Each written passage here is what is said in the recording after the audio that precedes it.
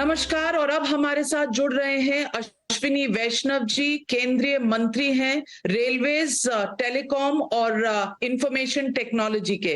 अश्विनी वैष्णव जी, आपका स्वागत है। और मैं आपसे पूछना चाहती हूं, ये जो G20 का समिट भारत में हुआ है, इसमें दो बड़े पहलू निकल कर सामने आए हैं। नंबर एक, भारत की डिजिटल परफॉर्मेंस पर बहुत बात हुई है और भारत को बहुत आगे बढ़ने के लिए लोगों ने सराहा है। और इसके अलावा जो भारत, मिडिल ईस्ट और यूरोप के बीच में एक इकोनॉमिक कॉरिडोर बन रहा है, इसकी बहुत चर्चा है। हमारे दर्शक जानना चाहेंगे कि इन दोनों अग्रीमेंट्स में महत्वपूर्ण भारत के लिए क्या रहा। दोनों के दोनों बहुत ही इम्पॉर्टेंट एग्रीमेंट्स हैं। जिस तरह से प्रधानमंत्री जी ने डिजिटल इंडिया के माध्यम से गरीब से गरीब, वंचित, मार्जिनलाइज सेक्शंस को एम्पावर किया, फाइनेंशियल इंक्लूजन के साथ एक समावेशी समाज के साथ जोड़ा, उस डिजिटल टेक्नोलॉजी को, उस इंडिया स्टैक को आज विश्व भर ने एक्सेप्ट किया है। और केवल गरीब देश नहीं, केवल इमर्जिंग इकोनॉमीज नहीं, बल्कि developed countries have also accepted the power of digital India. That's why DPI, जो डिजिटल पब्लिक इंफ्रास्ट्रक्चर, जिसके तहत बहुत सारे फाउंडेशनल आर्टिफैक्ट्स और सबको मिला के एक बहुत बड़ा इंडिया स्टैक जो बनता है, इसको दुनिया भर में एक्सेप्ट किया गया। दुनिया ने इसका अनुभव किया, अनुभव करके देखा कितना शानदार, कितना अच्छा, कितना एक हार्मोनाइज्ड वे में टेक्नोलॉजी को गरीबों तक, देश जन जन तक पहुंचाने का माध्यम है।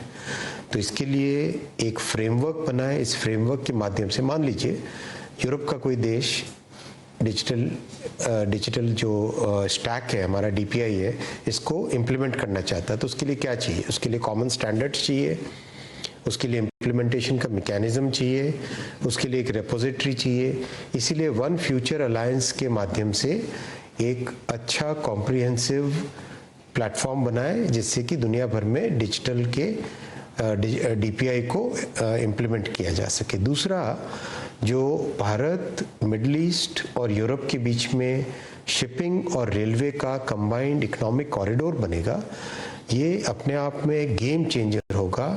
देखिए, भारत के जो वेस्ट कोस्ट के पोर्ट्स हैं, गुजरात के पोर्ट्स, महाराष्ट्र, गोवा, कर्नाटक और केरल के पोर्ट्स, इन सब पोर्ट्स से मिडिल ईस्ट के पोर्ट्स तक शिपिंग के जरिए से सामान जाए, और मिडिल ईस्ट के पोर्ट्स से UAE और सऊदी अरेबिया के पोर्ट्स से इसके बाद में रेलवे कॉरिडोर बने, जो कि जॉर्डन होते हुए यूरोप तक जाए।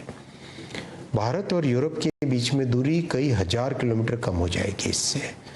तो यूरोप और भारत के बीच में ट्रेड, भारत बहुत सारी चीज़ों को आज एक्सपोर्ट कर रहा है यूरोप में, तो ये एक्सपोर्ट के नई अपॉर्चुनिटीज़ बनेंगी। भारत और मिडिल ईस्ट और यूरोप एक ऐसा इकोनॉमिक कॉरिडोर बनेगा, एक नेचुरली अलाइंड इकोनॉमिक कॉरिडोर बनेगा, जिससे देश भर में नई अपॉर्चुनिटीज़ बनेंगी, ट्रेड और इन्वेस्टमेंट और ट्रांसपोर्टेशन की।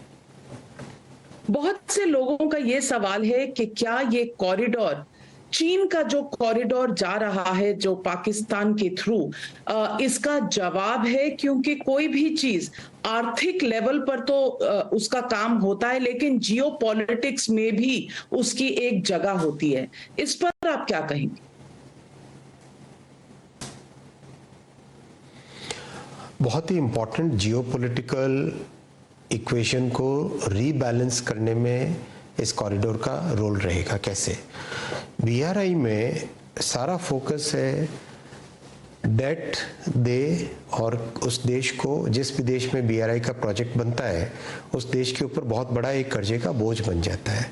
That country becomes almost practically goes into a kind of debt trap. उसके विपरीत ये भारत का जो प्रस्तावित प्रधानमंत्री जी के विजन का जो ये कॉरिडोर है, इस कॉरिडोर में the countries will have the freedom to choose multilateral funds.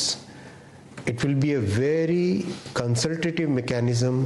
जैसे रेलवे का अगर मैं एग्जांपल लूँ, तो रेलवे में कई अलग अलग स्टैंडर्ड्स होते हैं। उन सब स्टैंडर्ड्स को कैसे हार्मोनाइज करना, कैसे सबको एक कॉमन प्लेटफॉर्म पे लाना और एक साथ मिलके जो काम करने की भावना है वो BRI से डिफरेंट बनाती है इस कॉरिडोर को। पीएम साहब का हमेशा कहना होता है, उनका एक ही मंत्र है कि सबका साथ, सबका विकास, सबका विश्वास।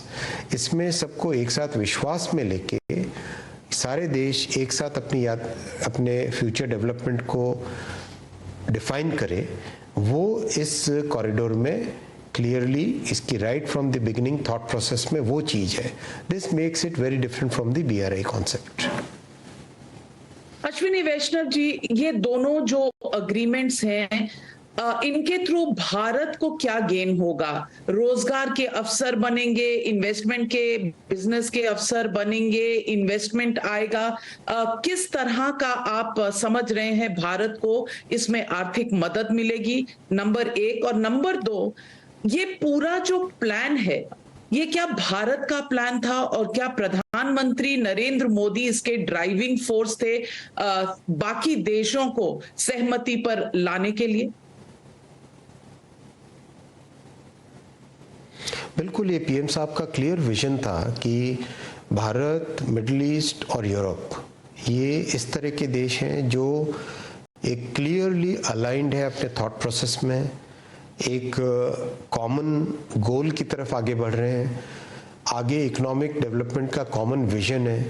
इसीलिए पीएम साहब के इस विजन को इन देशों ने स्वीकार किया, मान्यता दी और क्लियरली एक्सेप्ट किया कि इसी डायरेक्शन में ही हमें मिलकर आगे जाना चाहिए। इसीलिए ये जियोपॉलिटिकल पॉइंट ऑफ व्यू से भी बहुत इम्पोर्टेंट है कि पीएम साहब के बनाए हुए विजन को दुनिया कितनी सहज तरीके से एक्सेप्ट कर रही है और बहुत सारी इससे अपॉर्चुनिटीज क्रिएट होगी। जब देखिए, भारत को जब एक ट्रस्टेड पार्टनर की तरह एक्सेप्ट किया जाता है तो दुनिया भर से मैन्युफैक्चरिंग भारत की तरफ शिफ्ट होती है। एप्पल का एग्जाम्पल बहुत अच्छा एग्जाम्पल है।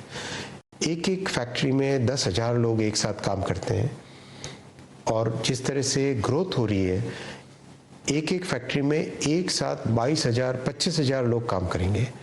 तो उस तरह से नए रोजगार के अवसर पैदा होते हैं, नई अपॉर्चुनिटीज खुलती हैं, नई फैक्ट्रीज लगती हैं।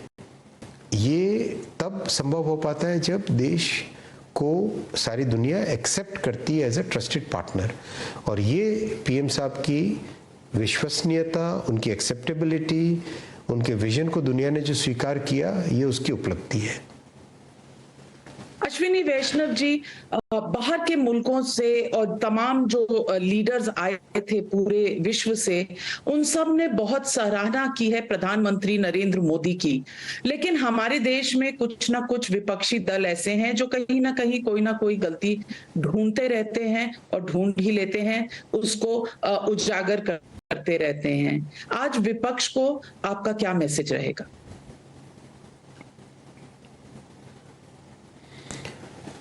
दुनिया के सामने भारत को स्थापित करना सभी की जिम्मेदारी है।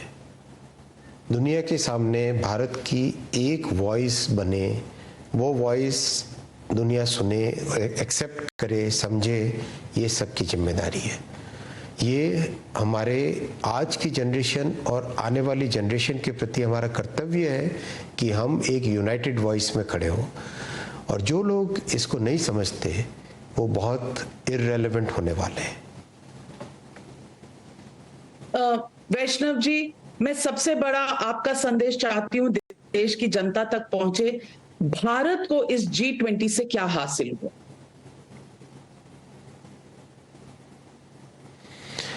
G20 में भारत की सफलता से दुनिया भर में भारत को एक एक्सेप्टेंस, एक नया स्थान मिला, एक ट्रस्टेड पार्टनर का स्टेटस मिला, जिससे दुनिया भर से मैन्युफैक्चरिंग, दुनिया भर से टेक्नोलॉजी के माध्यम से, इन्वेस्टमेंट के माध्यम से भारत की वॉइस को दुनिया भर में एक्सेप्ट किया जाता है। इससे बहुत सारी नई अपॉर्चुनिटीज़ मिलेंगी, रोजगार के नए अवसर बनेंगे, नए फैक्ट्रीज खुलेंगी, नए प्रोजेक्ट्स आएंगे। और जो आज इकोनॉमिक ग्रोथ भारत की है, जिसको दुनिया भर में सराहा जा रहा है, वो एक कंसिस्टेंट इकोनॉमिक ग्रोथ बनेगी, जिससे कि भारत आज 5वीं बड़ी अर्थव्यवस्था है, 3री बड़ी अर्थव्यवस्था बनेगा और हर उस गरीब परिवार को एक नया सेफ्टी नेट मिलेगा, जिस सेफ्टी नेट से नए अपॉर्चुनिटीज भी मिलेंगे।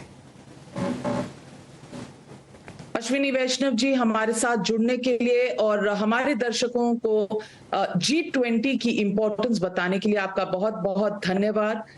शुक्रिया, आप हमारे साथ टाइम्स नाउ और टाइम्स नाउ नव भारत पर जुड़े। धन्यवाद।